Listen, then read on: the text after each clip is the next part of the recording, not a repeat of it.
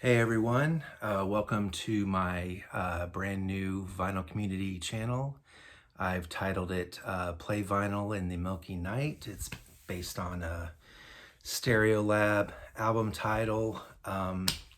So anyway, I'm here. I wanted to create this channel to talk about music, talk about the music that I listen to, kind of join in on the conversation. I've been making comments on a lot of different vinyl community pages, channels, but I decided to find, I've been inspired by so many of you who do such great videos. I've been inspired to kind of do my own, to talk about my vinyl collection. And I have a lot of records, not nearly as many as most people on here, a few hundred maybe. But I also will talk about some CDs. When I need to fill in the holes of some things that I can't find on vinyl, I'll talk about that. But for the most part, I'm here to talk about vinyl. What I'd like to do today is talk about albums that have influenced me and my taste in music over the years. Many years. I'm in my early 50s. I started buying records. My very first record I bought when I was 12 years old. So I've been doing this now for about 40 years, albeit in the late 80s, I stopped buying vinyl like a lot of people did and started buying CDs because we were convinced that CDs were the ultimate audiophile format.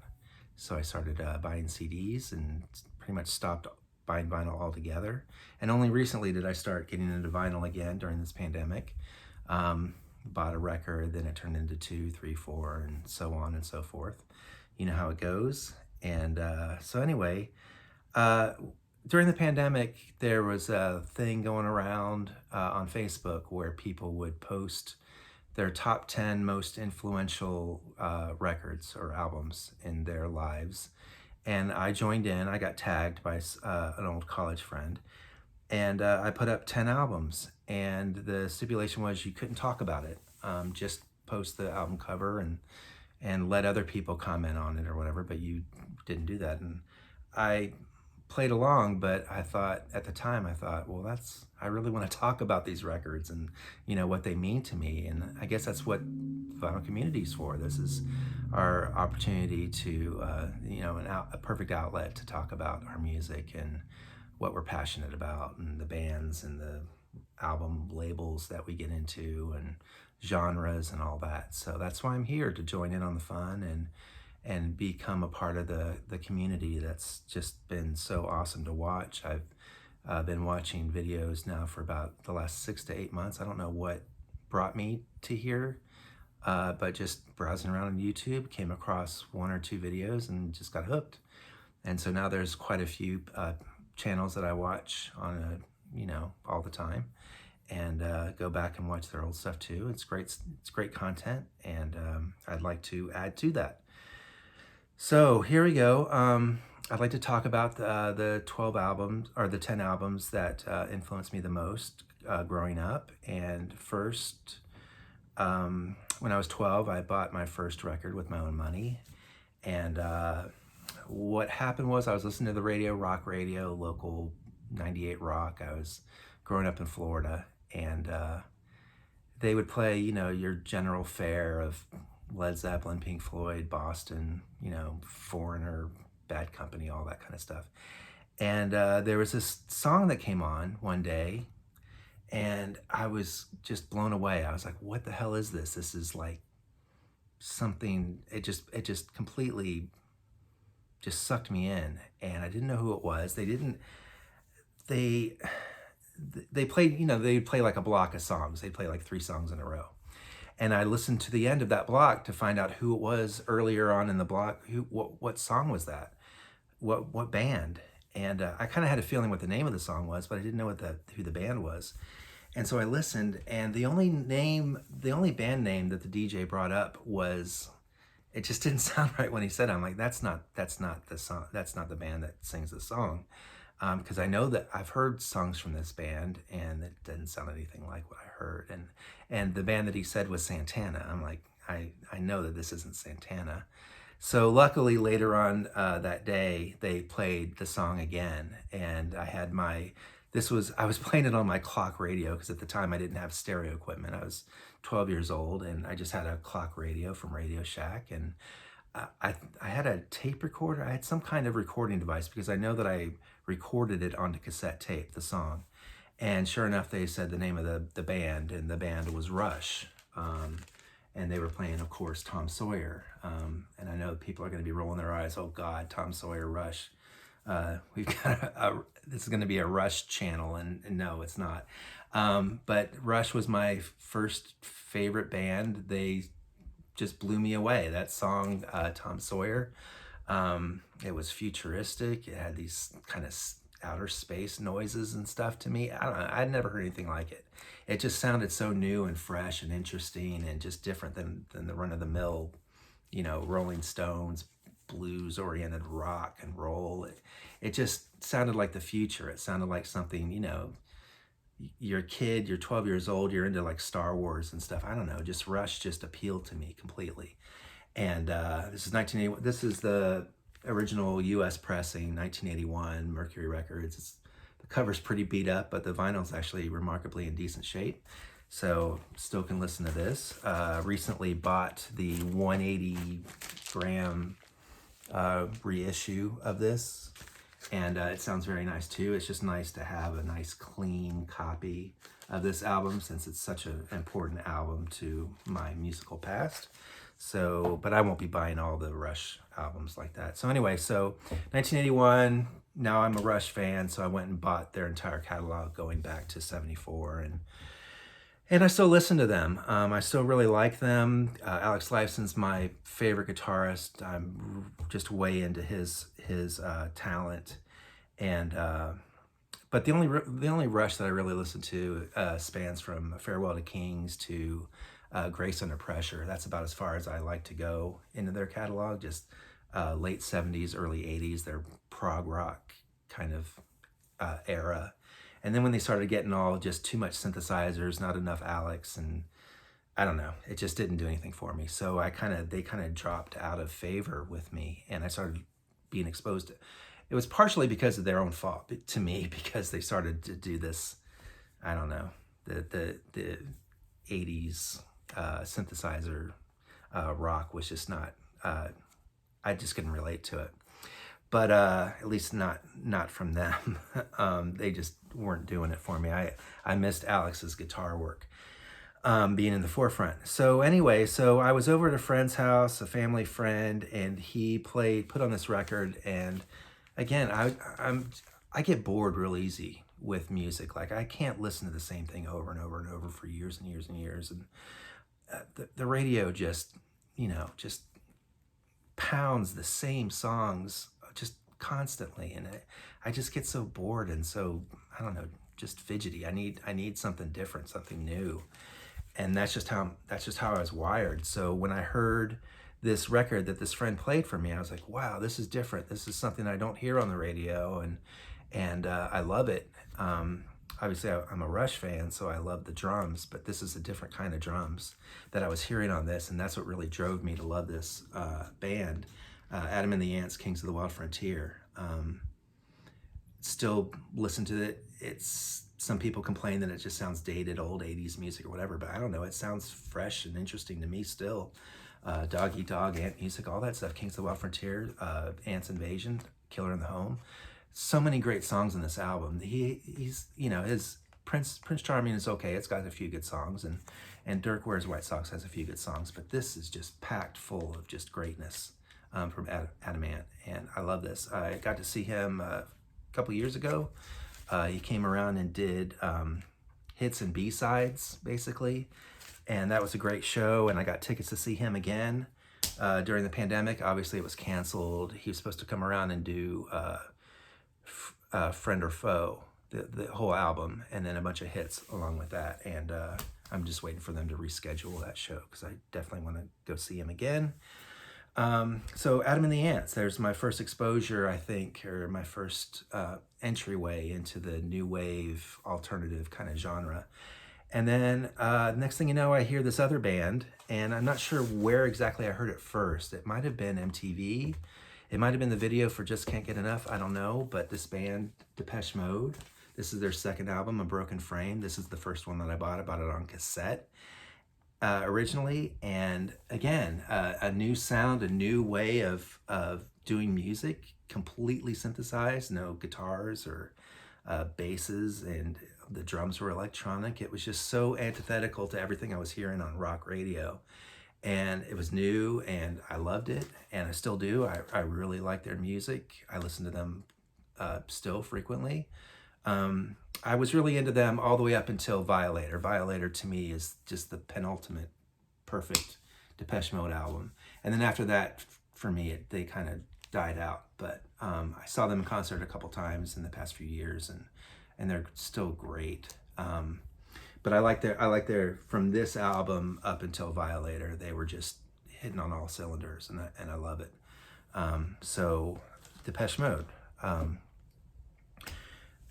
Again, what I'd like to do is use these albums as kind of starting off points to kind of branch out into the various different genres. And I'd like to talk about, the different genres that I'm into. And mostly that's going to be new wave, alternative kind of new wave, not Huey Lewis new wave, but not that kind of 80s music, but like new wave alternative. Electronic music, punk, post-punk, dark wave, dream pop, shoegaze. Those are all the things I listen to for the most part. So those are the things that I'd like to get into talking about in future videos. But for now, to continue on with my influences, the next thing I heard that just blew me away, that I got really just dug into, Rush was my favorite band for a while. And then when they started doing the synth stuff in the early mid-'80s, I started listening to hardcore punk. And Dead Kennedys was, I think, my first foray into hardcore punk. This album and Plastic Surgery Disasters and In God We Trust, those albums were just amazing. Something about hardcore punk, not the old punk like the Damned and Sex Pistols. I wanted like fast. The faster the better. I really was into the Dead Kennedys, Circle Jerks, Bad Brains, Black Flag, DRI, Suicidal Tendencies, all that kind of stuff. I loved it. So much energy, so much adrenaline. I listen to this stuff and it just puts me in a great mood. It just does. I put this in the car and I'm driving, and I don't care I'm in traffic. I'm listening to, Holiday in Cambodia or whatever, and it's just wonderful music. So Dead Kennedys ended up becoming my favorite band, at least for a little bit of time. I'm one of those guys who has favorite bands. I just do. There has to be some designated favorite for me. So it went from Rush to Dead Kennedys, which was quite a jump. So I was really into collecting hardcore music. Back in those days, I didn't have access to like a record store that carried this stuff. I was on the Gulf Coast of Florida. I wasn't in some big city. So I would order things through catalogs, Alternative Tentacles, Subterranean. I'd get like Maximum Rock and Roll magazine and order through there and send them cash in envelopes, and I'd get 7 inches and 12 inches through the mail. That's how I collected music, at least the hardcore stuff. The next band, I think I started hearing them. I don't know. I heard a song on MTV that I loved, but I think what really got me into their whole catalog of music, and the song that I heard on MTV that I really loved was 80s. And that album's like right behind me. It's right there, Nighttime, that has the song 80s on it. But I didn't use that album. I used this album, their first album, because to me, this is just such a classic, iconic album to me. And not just for Killing Joke, but just music in general. This album is so special. It's amazing, and it's so fun to listen to. And I play drums really horribly, but I love playing drums along with this album because it's just got so much material to listen to use, to play. It's just a lot of fun to play on drums. A lot of Killing Joke stuff is really fun to play on drums, but I love Killing Joke. I love the kind of really raw, hard edge. It's post-punk, I guess. It's a little bit metal. It's a little bit new wave. They use synthesizers, but like in a real kind of, I don't know, dark industrial kind of way. It's just awesome. I love this. I love Killing Joke, the band. They were supposed to come to Phoenix twice in a row, like a couple years apart, and they canceled both times because I think a band member was sick or something. So hopefully I'll get a chance to see them live in person. Hasn't happened yet, on my bucket list, I guess. And in that same kind of dark, new wave to, I don't know, people started listening to things like The Cure and Susie and all that stuff. And I like that stuff, absolutely. But there was one particular band that just really stood out to me at this time, and this is like my junior, senior year in high school. I was watching Night Flight, which is a channel late at night that would play, weird cult films and punk concerts. I remember watching the Dickies live on there one time.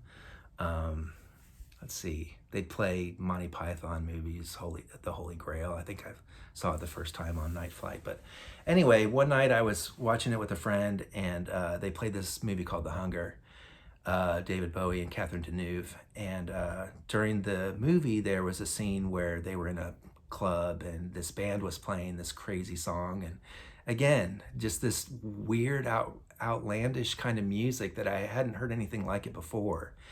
And the song was Bela Lugosi's Dead. The band was Bauhaus. And God, I just totally threw myself into this new band, Bauhaus. And but I don't want to, I didn't use Bauhaus as my band or an album that influenced me so much, because while I like Bauhaus, who I'm really into in the band is Daniel Ash. And he went on to, after Bauhaus, or kind of during the end of Bauhaus, he started a band called Tones on Tail with the drummer Kevin Haskins and their roadie who also played bass, Glenn Campling. And they put out a very short span. They put out, a bunch of songs, basically just one album in collections of stuff. But the album Pop I chose, this is the American release of their only album, which is called Pop. But this is the American version. And the reason why I chose this is because this includes Christian Says and Twist and Go, which were not included on the original British version, just called Pop.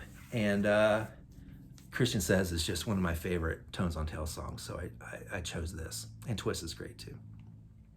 But this is crazy stuff. I don't think there's any band to me that sounds anything like Tones on Tail. It takes the kind of darkness and gloom of Bauhaus, but it kind of puts it in outer space. And sometimes you think you're listening to something from another planet, and other times you think you're listening to something that, I don't know, it's kind of like surfy, or I don't know, it's just strange. They go a lot of places. It's just weird, avant-garde kind of dark wave, but totally just suits my personality, I guess. I don't know. It's hard to really explain, but I love Tones on Tail. That's the best iteration to me of any Bauhaus project, because they went on after this to do Love and Rockets. And I love Love and Rockets too. They put out so much great music, at least in the beginning. But Tones on Tail was just, to me, perfect from beginning to end. And Daniel Ash is just awesome. Very, very innovative guitarist. So that was like the tail end of high school for me.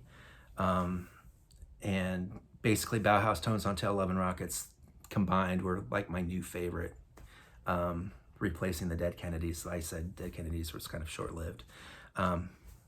No knock on the Dead Kennedys, but this new music from Bauhaus and stuff was just amazing to me, and I just loved it. Then next I went on to college and I started listening to, I think it was a compilation or something. I think I heard this woman's voice. God, I have to look at it. It might have been This Mortal Coil that did it. It's where I heard it. I don't know where I heard it first, where I heard her voice first, but Liz Fraser is just a voice from another, I don't know, it's just otherworldly. She's just amazing. And I went to the local college. We had a few record stores in the college neighborhood area, whatever, close to campus. I was living on campus at the time. And I found this album. This is my first Cocteau Twins album, Treasure. This is the original that I bought on 4AD UK import version. And this is a walking an advertisement for making sure you put your records in sleeves, because this album is like in mint condition, the cover and everything. And I've had it since 1986. So sleeve your records, because I have others that were not sleeved, like the Tones on Tail, for instance, got water damage on the bottom. So I did not have that in a sleeve. Now everything's in sleeves. Anyway, Cocteau Twins, Rob and Guthrie's guitar. He's one of my favorite guitarists. Amazing. Liz's vocals, amazing. Strangely enough, though, even though this is my first Cocteau Twins album and I'm using it here as one of my major influences, it's one of my least favorite Cocteau Twins albums. And I'm going to do a whole Cocteau Twins video because I have a lot of their stuff. But I just think the drum machine on this is just overbearing. It's so distracting to me. And that's just me. That's my opinion. I don't know what the hell I'm talking about. But Cocteau Twins, love them still. Was lucky enough to see them a couple of times. Great stuff. And then I went over to a friend's dorm room, and he was playing this song, this album, and again, blown away. Just could not believe this crazy music. It wasn't anything like anything. It was indie rock, but it just sounded strange, like disorienting almost. And again, this is just me, 17, 18-year-old kid. But I heard it and I was like, what's going on with the guitars? They're bending, they're out of tune, but they're in tune. Almost, to me, I kind of describe it as kind of like on a seesaw, where there's like equilibrium, and then it's off, and then it's back, and then it's off again. And it was just this weird kind of bending, disorienting kind of guitar sound. And I was just so enamored with it. It just sounded so crazy and great, and it worked. And that guitar was from this band, Sonic Youth and Evil. I love this album. This is my favorite Sonic Youth album by far. First three songs on it are just iconic to me. They're just classic. Tom Violence, and of course I'm going to forget it, Shadow of a Doubt, and Star Power.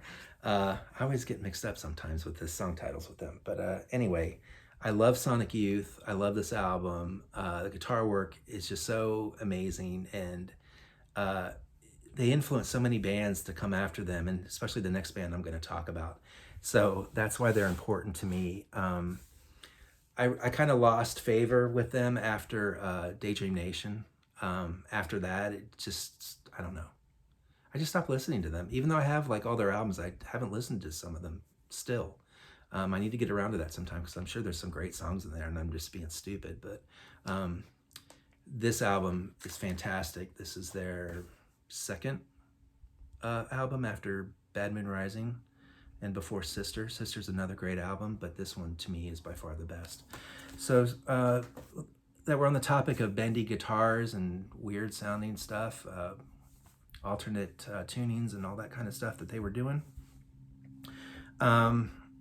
It introduced me to another band, and a friend of mine in college said, hey, you got to go buy this album. This is like 1988, 89.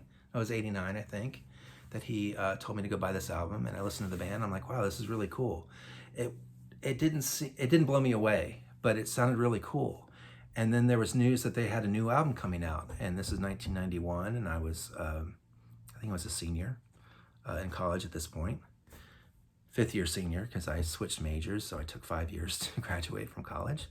But this album came out, and talk about, I know I've said the phrase blowing away a lot in this, but this one pretty much takes the cake. And it was My Bloody Valentine.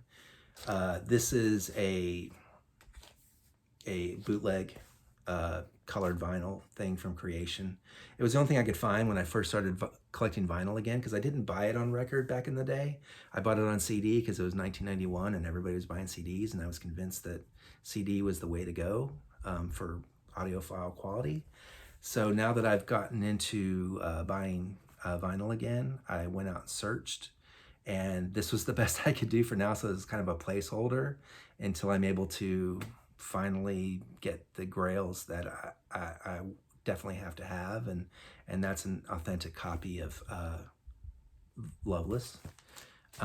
Love this album. I saw them in concert for this tour back in '91. They opened for Dinosaur Jr., and of course I was there to see My Bloody Valentine. I think we left halfway through Dinosaur Jr., and I know that seems like sacrilege, but at the time, I mean, I had the Bug album, but I wasn't that crazy about it, not compared to this. So My Bloody Valentine, loud as hell. Back then, I remember it being loud, and it stood out to me how loud the show was. But then I went to go see them again just a couple years ago in LA, and it was far and away the loudest concert I've ever been to. And I've been to a few hundred concerts, and My Bloody Valentine absolutely is ear-splitting. Everybody had earplugs in. I started with earplugs, but then I was like, I'm gonna try to brave it and pull them out and listen to it as it really sounds and not all muffled. And it was loud. It was so freaking loud. I can't even describe to you how loud it was just, and when I run into people now and they went to the same show or they saw My Bloody Valentine at some point on the same tour, we're all in agreement. It's crazy. I know the loud isn't everything, but it's pretty awesome when it's music like this. So eventually I did, just in the past month or two, I was able to get a hold of the real copies of this one. These were both released off the MBV website. The regular version, they didn't really go into detail on the website. There was a regular version and there was a deluxe version. And I was able to find this. It was sold out on the MBV website, but I found it somewhere else in the UK and they sent it to me. This is from a digital master or whatever. It's not fully analog. So that was disappointing. And the deluxe version is all it is the full analog version. And the quality of the cover is different. And I'll go into that when I talk about shoegaze and My Bloody Valentine at some point. But then I found a guy on Discogs who was selling the fully analog version. So I did finally this is the penultimate grail for me, a fully analog Loveless copy. So I've got it now and it sounds amazing. I love it. I've listened to it quite a few times. It's insane. My Bloody Valentine, huge. Then just right after I got into my whole My Bloody Valentine phase in college, I went into the local record store, and records come out every Tuesday, so I'd go there every Tuesday and flip through the new releases. And I came across this album, and it was a weird cover, and I thought it was interesting. I didn't know anything about it. This is before the internet, so I couldn't go look it up. I couldn't look on my smartphone and find out what they sounded like. I couldn't sample it in any way. They didn't have like listening stations in the record store, and it was just a little college indie record store. And but I liked the cover. That was it. That's all I had to go on. The cover and the fact that they had a female vocalist, which a lot of the music I listen to has a female vocalist. I was listening to a lot of Dream Pop and 4AD stuff, so I tended to gravitate towards nice female vocals. I didn't know what this female sounded like, and then they had a female backup vocal. I'm like, okay, well, it sounds like maybe it's something I'd listen to, and I would do blind buys every once in a while, but I think this was the most consequential blind buy I've ever done. So I took it home and listened to it. And this is back in '92. And they've been my favorite band ever since. So, God, what is that? Almost 40 years. They've been my favorite band. Is that right? 30 years? Yeah, 30 years, sorry. Bad at math. Almost 30 years they've been my favorite band. And I've seen them several times in concert. And I'm a completist. I don't have everything. I probably don't even have half of what they put out there because they're so prolific, and there's Japanese pressings and German pressings. I'm not going to get into all that collecting craziness. I've got one of each of as much stuff as I've been able to find, and I'm good with that. But I've got quite a few vinyl, but I've got over 40 CDs of them, so it's pretty nuts. But this is the band, Stereolab. This is their very first US release on Slumberland and Too Pure, I think. But it was Slumberland was the original release. This is not the original that I bought. I bought a CD, of course, because it was 92. I just recently bought a copy of this on vinyl. But this is a compilation of the first 3 EPs, and they kind of, I don't know, they did a lot of different things for me. They had kind of the noise. Well, this album started out with a lot of the kind of, it was lo-fi, but it was a lot of the kind of droning guitar kind of stuff that I was already into with My Bloody Valentine. But they introduced a lot of like quirky, weird bleeps and bloops and moogs and farfisas and all kinds of different archaic kind of synthesizer sounds. And Letitia's voice, she sings in French and English, and she's got this kind of Astrid Gilberto kind of soothing, deadpan kind of voice that's kind of bossa nova. I don't know. I'm not a music expert, so I really have a hard time categorizing, the sounds that I'm hearing. I just know that whatever it is that they're doing, I really like. And this was the beginning for them. They've progressed into all kinds of different sounds since then. If you know anything about Stereolab, they don't sound anything like this, like the music that they've done in the past, like the recent past doesn't sound anything like the early stuff. But I like it all. I like it from beginning to end. A lot of people complain, Stereolab fans are like, I only like the stuff up to Transient Random Noise Burst, their second album. And then they stop listening. And I just find that crazy. I think all their stuff is brilliant. I mean, they have some clunkers, but for the most part, their music in general is just really right up my alley. And that's why I named my channel after one of their album covers, because to me, they're just the best. So that's kind of where I'm at. Those are my 10 records that influenced my musical tastes. I listen to a lot of 4AD stuff. I listen to a lot of post-punk and hardcore punk still, a lot of new wave. And I'd like to talk about those in future videos and go into depth and show a lot of records and stuff that I have. And I really appreciate anybody. I know it's 30 freaking minutes. I didn't mean to talk that long. But forgive me, I promise my future videos will be in the 15-minute range. This is just, I had a lot of stuff to get off my chest and whatever. So I hope this was not terribly boring. And please subscribe if you like the video if you want, or don't like it, I don't know. I'm just trying to talk about music that really isn't talked about a whole lot on the VC. And thank you to all the people that have influenced and inspired me to start doing this. And that's Hannah from Omaha, and Vinyl Richie, and Mazzy, and Steve Carlson, and a bunch of others, but Vinyl Designs. There's a lot of people that really had a strong influence and really inspired me to want to get out here and put my own voice, add that to the mixture of all the greatness that's already in the vinyl community. And I just want to add to it. I love music and I love talking about it. And I'm just sitting here in this house in Phoenix, Arizona, and I don't really get a chance to talk too much music because I got 2 little kids who don't get any of it yet. They're just a little too young. And anyway, thank you so much for listening and watching. And I'll see you in about a week when I start pumping out some more videos. I can start getting into the nitty-gritty of things. And y'all take care and have a great weekend, and peace.